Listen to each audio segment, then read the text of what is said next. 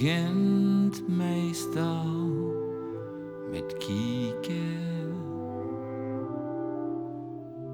Zomaar lachen om het geks.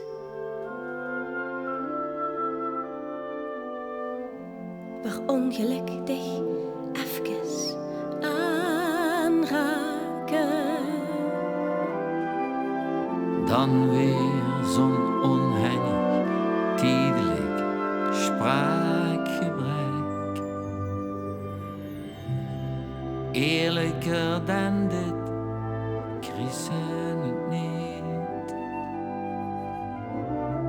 Toevallig samen naar buiten gaan.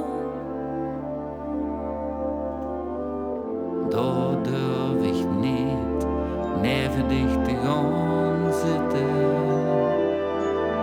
Leken weer toch toevallig Neven eind te staan. Heerlijk, dat schone onderscheid. Dat man en vrouw zo schoon zijn bedacht. Heerlijk, je kennen weer allebei ons eigen kwijt. La la la la la, wie Shakespeare al zag.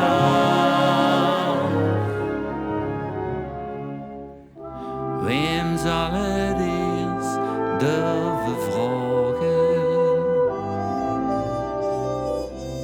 Iedereen is altijd bang.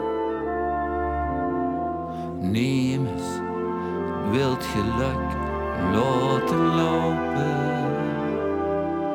Maar gelukkig is er Altijd de draad. Heerlijk, dat schone onderscheid. Dat man en vrouw zo schoon zijn bedacht.